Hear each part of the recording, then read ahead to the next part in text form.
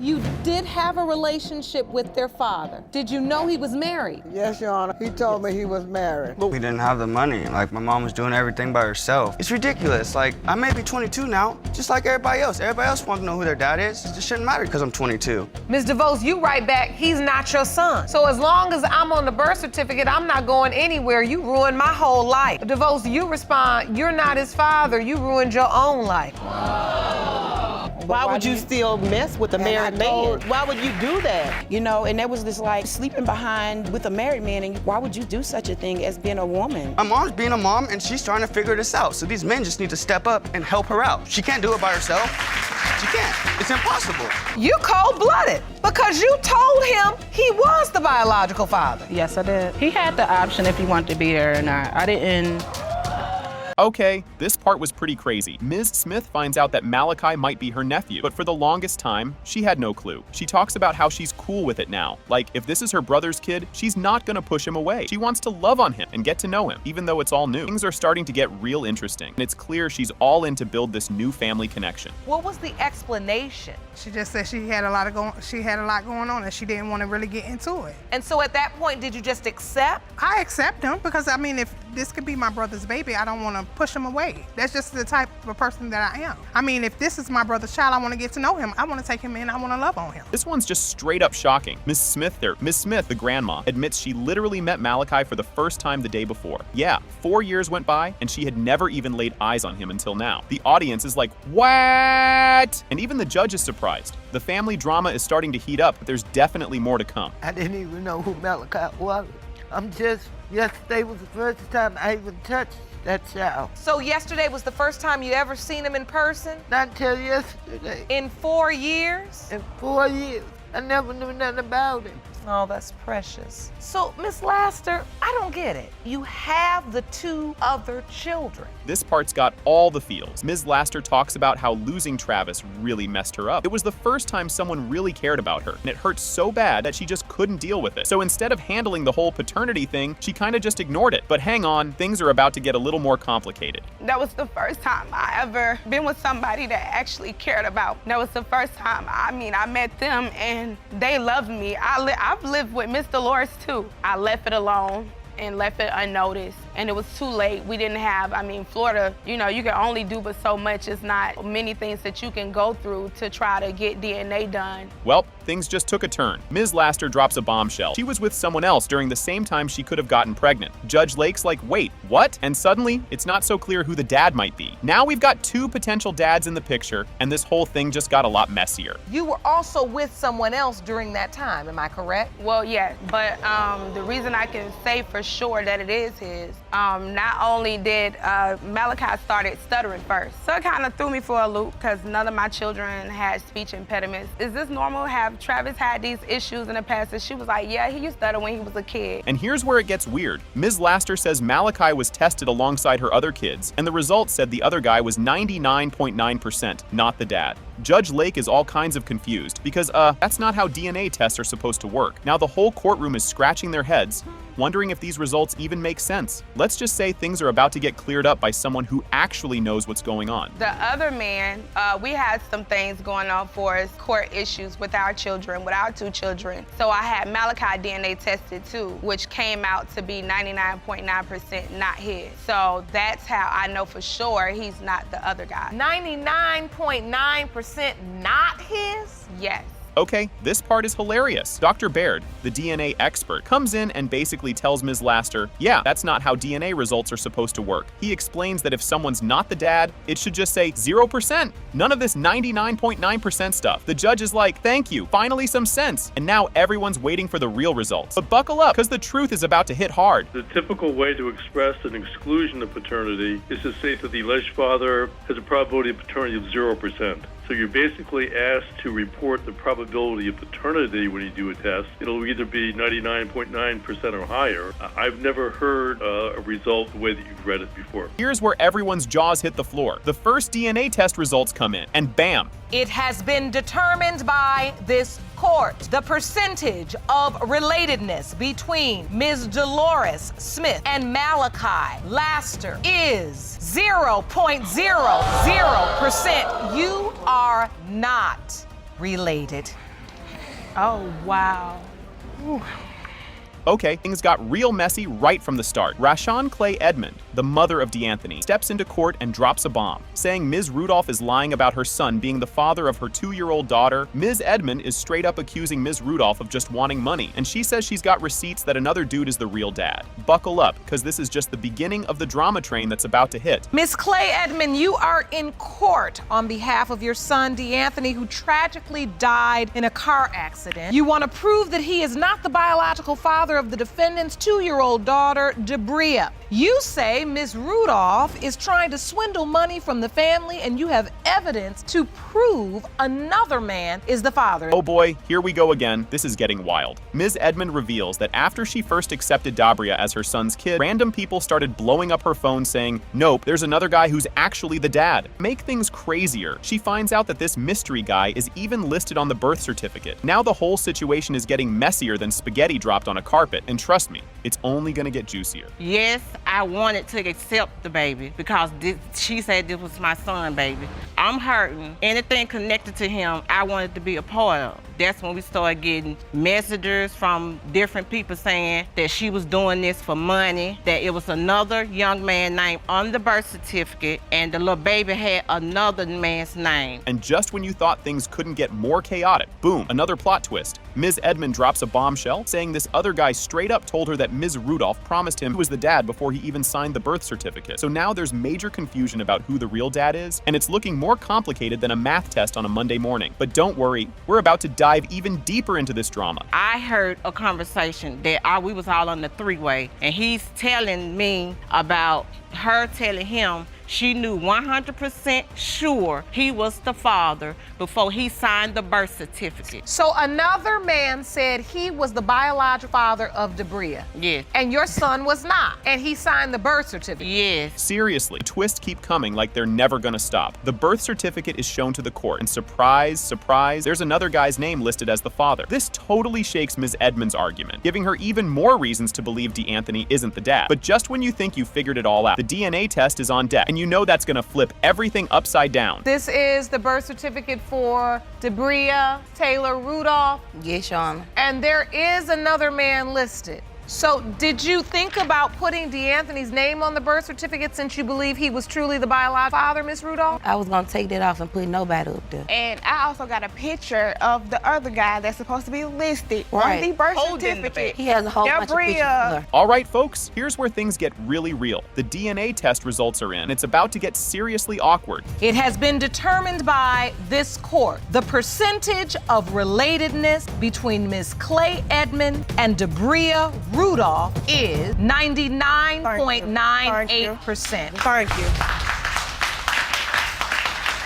Ms. McMahon and Ms. Wilridge are back in court for round 2. Last time, they found out their dad had a secret affair, and their friend turned out to be their sister. Now they think their dad might have had another affair, and guess what? Yep, another secret sibling might be in the mix. Ms. McMahon and Ms. Wilridge, you learned your deceased dad had kept a secret from you your entire life. It turns out that he had cheated on your mother, and you discovered that a good friend of yours was actually your biological sister. Yes, Your Honor. Today, you're back because you say your father may have had an affair with yet another woman. Correct, Your Honor. Ms. Swan says she had an affair with the sister's dad, knowing he was married. And to make it even crazier, she thinks her son, Mr. Williams, is their brother. Oh, and don't worry, he's about to show up soon to shake things up. Miss Swan, you're the woman who claims to have had an affair with their father. You admit that you kept it a secret because he was a married man. You believe your son was a result of that relationship, and he is indeed their brother. Your son, Mr. Williams, is waiting outside of the courtroom, and we'll meet him in just a moment. Ms. McMahon remembers seeing a photo of a boy in 1999 people said was her brother. She didn't think he looked like her, so she brushed it off. But fast forward to 2001, and this dude shows up at her mom's house claiming to be their dad's son. Awkward much? Well, back in 1999, I was shown a picture. I was at someone that we considered a cousin because we were so close growing up. I was told that it was my brother. I looked at the picture, but I didn't see any resemblance. So at that time, I just passed it off as something that they were trying to say, and I never thought about it again. Ms. Wilridge tells the court about the day this guy showed up, saying he was their dad's son. She wasn't convinced, though, said he didn't look anything like her dad, so she let it go. Now, all these years later, she's wondering if she missed something big. A few days before we did see him, my sister had said, well, we think possibly this guy could be your brother's. And he met my oldest sister and my mom, and I kind of hung in the back a little bit, and then I went out and I greeted him. When I first seen him, he didn't have any similarities of my father. So they sat and we talked a while in the living room, and we had a little conversation, and he left. Mrs. Swan stands there saying she knew the guy was married, but didn't care. The crowd's not having it, and the whole room goes off when she says she didn't feel bad about it at all. It's like everyone's yelling, really? No guilt at all? You did have a relationship with their father. Did you know he was married? Yes, Your Honor. He told me he was married. But why would you still mess with a married man? Why would you do that? And not only was he a married man, but you were also messing with a guy that you knew was messing with your neighbor. You know, and that was just like sleeping behind with a married man, and why would you do such a thing as being a woman? Mrs. Swan says the affair lasted about a year and a half. But hold up, there were rumors it went on for years. Sisters are frustrated, and who can blame them? They just want to know the truth already. It was a long time before we had a relationship. I say about a month passed. Do you feel bad for what you've done to a family, a wife, a good wife who cooked, cleaned, took care of her kids? Feel any remorse for what you've done? Knowing that he was married? That part didn't even bother me. And you was of age where it should have, you know, you're not wasn't a child. You're just low and dirty and trifling. Ms. Swan says she saw him right before he passed away. He left her house and said, "I'll see you in heaven," which, yikes, was the last thing he ever said to her. When she found out he died that night, you could feel the whole courtroom freeze. Was the last time you saw him till when he passed away? That night. That night?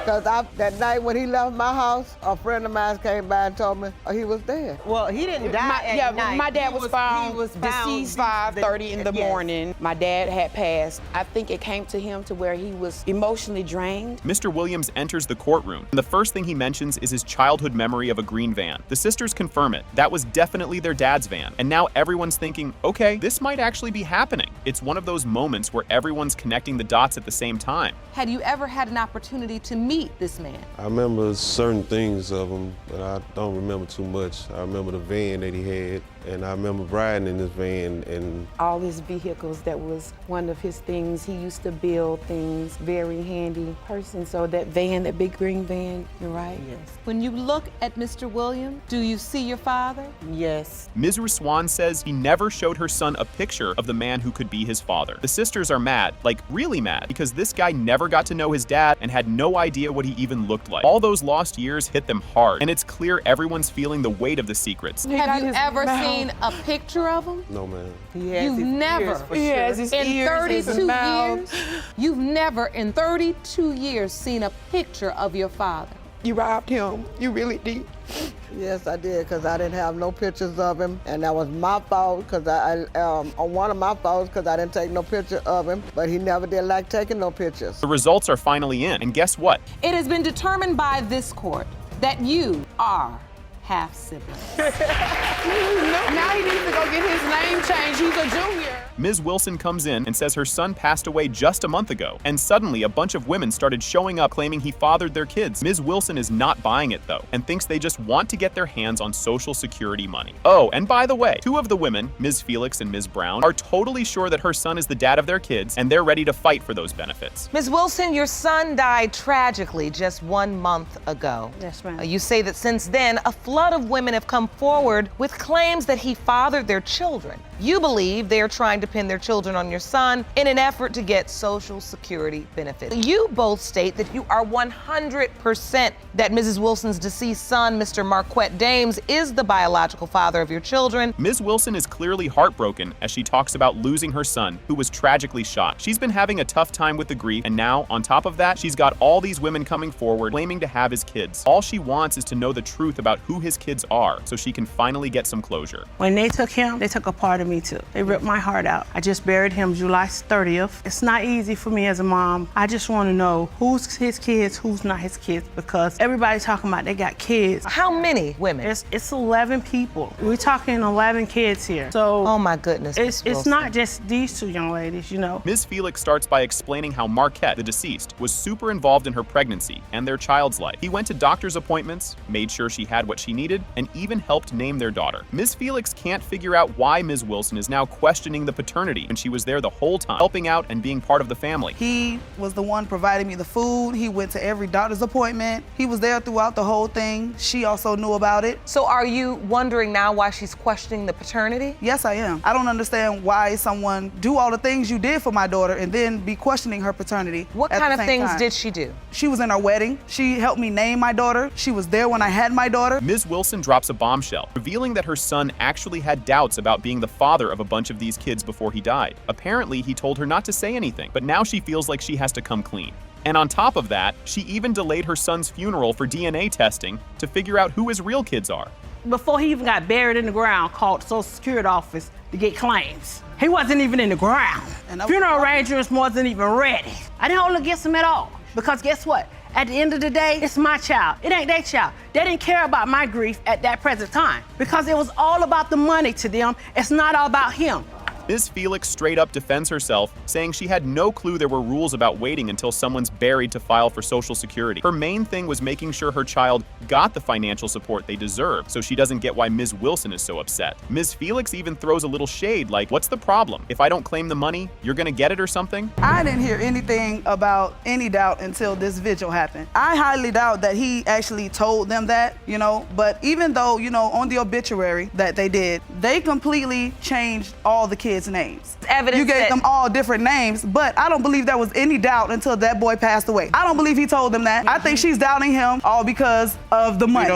Honestly. She explains how she and Marquette got together, moved quickly into a relationship, and how he totally accepted that she was pregnant. He was there when she went into labor and even put his name on the birth certificate, never doubting that Josiah was his kid. Oh, and she says he gave Josiah his last name. So yeah, she's pretty confident about the whole thing. I was in a relationship with him. We moved pretty quickly, but we indeed were in a relationship. He claimed it, so we moved forward. Like I said, he came to me about me being pregnant, so with the bug being planted in my ear, I went ahead, set the appointment. Him and his family member took me to the appointment, and I found out I was pregnant July 15th. He took and rolled with it. He never questioned, never doubted. The DNA results for Ms. Felix's child, Marquelia, are finally revealed. It has been determined by this court, Mr. Dame is the father.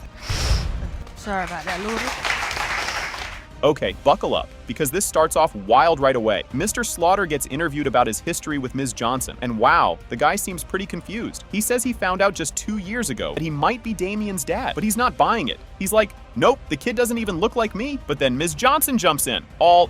Actually, I told you when Damien was 13. Oh boy, this is getting messy real fast. And guess what? This is just the beginning of the drama. So Mr. Slaughter was not able to be in court today. However, the court was able to locate him and ask him a couple of questions. What was the nature of your relationship with Ms. Johnson, and how did you find out about Damien? We met through a mutual friend. I know it might have been sometime in the early 90s. Things start to heat up when Damien, who's just done with all the confusion, pours out his feelings. He's like, listen, I don't care if I'm 22 or 13, I deserve to know who my dad is. It's clear that he's fed up with his mom handling this by herself, and he just wants someone to step up already. You can feel how tired he is of this whole mystery, and honestly, can you blame him? But hey, the fireworks aren't over yet. Trust me, what's coming next makes this even crazier. We didn't have the money. Like, my mom was doing everything by herself. It's ridiculous. Like, I may be 22 now, just like everybody else. Everybody else wants to know who their dad is. It just shouldn't matter because I'm 22. Shouldn't matter if I'm 13, 6, or 7. My mom's being a mom, and she's trying to figure this out. So these men just need to step up and help her out. She can't do it by herself. She can't. It's impossible.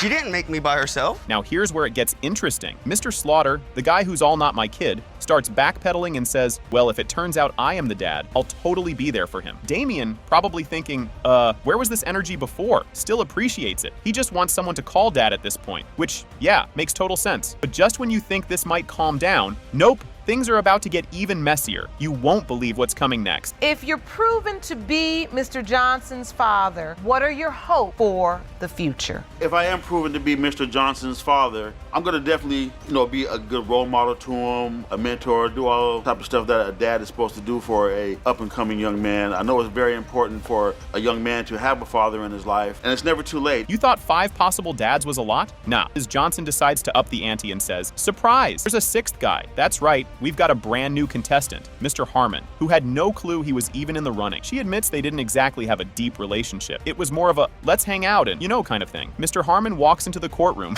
and you can practically hear everyone thinking, what now? But oh, don't blink, because Mr. Harmon's about to drop his own truth bomb. We have 5 potential fathers. There's another one. You said there's another one. Yeah. So that is potential father number 6. Yes. And who is this man? Mr. Harmon. We hung out a couple times and had a couple sexual encounters, and that was it. There was nothing whatsoever. So here's Mr. Harmon, and his face says it all. He just found out about this whole paternity thing like 4 weeks ago. 4 weeks! He's been friends with Ms. Johnson this whole time and had no idea that he might be the dad. You've got to feel for the guy. He's like, wait, what? I have other kids, so this can't be right, can it? But nope, the plot just keeps getting juicier. Next up, we've got Damien spilling his feelings in a way that'll make your heart ache, even if you've got a heart of stone. When is the first time you heard Damien could potentially be your biological son? 4 weeks ago. So Miss Johnson reached out to you? Well, we're friends. We're still friends. Oh, wow. So you have been friends and you've seen Damien. Yes. I have other kids, but I don't think that he's mine. Okay, get the tissues, because Damien goes from chill to super emotional real quick. He's tearing up, saying how he feels like he's not as good as everyone else, because they all have dads and he doesn't. I mean, ouch. Judge Lake isn't having any of that though, and she jumps in to remind him how awesome he is. It's a super sweet moment, but let's not get too cozy, because you know the DNA results are right around the corner, and things are about to get wild again. I feel like I'm not as good as everybody else because they all got dads. Oh. Feels Just like break that. my heart. Don't you ever feel like that. You are worth it. You are just as good. That's why we're here for you, because you are important and worth it. And whether we get the answer today or not, still are worth it. Here we go, time for the results, and let me tell you, these are some plot-twisting results. First up, Mr. Harmon, and guess what? It has been determined by this court. The percentage of relatedness between Miss Lethea Murray and Damien Johnson is 0.00%. You are not related. Oh man, things kicked off in a wild way, with Mr. Walker dropping some major drama right out of the gate. Mr. Walker says Miss DeVos had him believing he was the father of her son, Kai Mani, for a whole year. But then, 6 months ago, she hit him with a bombshell and said he wasn't the dad. Plus, she wouldn't let him see the kid anymore. What happens next is seriously gonna mess with your mind. Just wait. Mr. Walker, you claim the defendant led you to believe you fathered her son, Kamani, for an entire year, but just 6 months ago told you you are not father and refuses to let you see him. You are here to prove that Kamani is your biological son. This part really made my jaw drop. Miss DeVos just casually drops that she regrets a huge life decision. She says she feels bad for letting Mr. Walker sign the birth certificate, especially since she now believes he's not even Kai Mani's biological dad. All she wants now is to fix the mistake and take his name off that paper. But hold up. What she says about why she stayed quiet is totally gonna blow your mind. I regret letting him sign the birth certificate. I feel bad because I let him do it, but I just wanted to get the truth out today and just figure out he's not the father so I can get him off the birth certificate. And you feel that you have regret for allowing him to sign this birth certificate? Yes. But Mr. Walker, you are certain this is your biological child? Yes, Your Honor, this is my son right here. Okay, things got next level crazy when Miss DeVos spilled the beans about another guy being in the picture. She admits that during the time Kai Mani was conceived, she was with someone else too. Now she thinks that guy is probably the real dad. But Mr. Walker was the one she told from the start. The real kicker comes when you hear how Mr. Walker reacts to finding out. Who were you with then? I was with him, someone else. Okay, So that's why we're here. So you admit you were also intimate with another person during the window of consent. When you find out she's pregnant, what do you do? When I find out that she's pregnant, I really just start to prepare myself mentally, and I also was just looking for work. I had 2 jobs at the time. I was just really trying to just prepare myself for everything. This part hit hard. Mr. Walker whipped out the receipts, literally. He shows the court the birth certificate where he's listed as the father, explaining that he was there for the whole pregnancy, living with Miss DeVos, and totally believing the baby was his. His dedication was real, and you could feel how much he cared. But buckle up, because Miss DeVos's next words are gonna take you for a spin. What do you have there? I actually have the birth certificate that I signed when he was first born. I'd like to see that. And so you were there. Yes, she Your Honor. told you it was your child and you lived up to what you were supposed to do. This is the birth certificate for Kimani Dominique DeVos Walker. He has your last name and you are listed as father. Yes, Your Honor. Willingly and voluntarily. Yes, Your Honor. This moment really hit deep. Miss DeVos opens up about the huge weight she was carrying the whole time. She explains that growing up in foster care made her afraid, and that's why she didn't tell Mr. Walker about the other guy. She says she felt safe with him by her side during the pregnancy, even though she wasn't sure who the real dad was. And then, what she admits next really changes the whole vibe.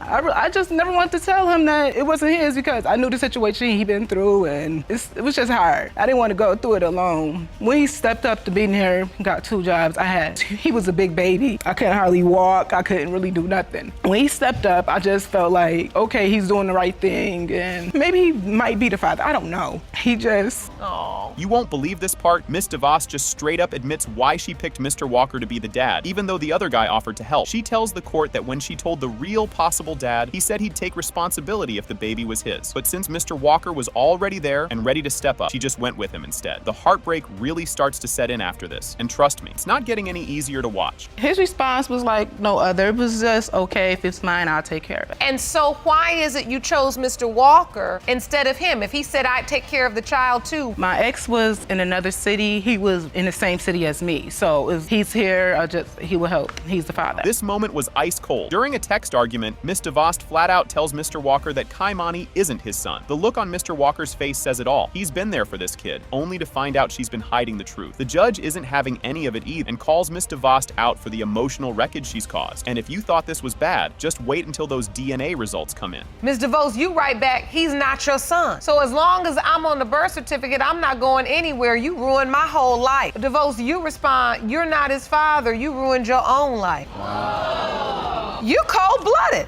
because you told him he was the biological father. Yes, I did. He had the option if he wanted to be there or not. I didn't.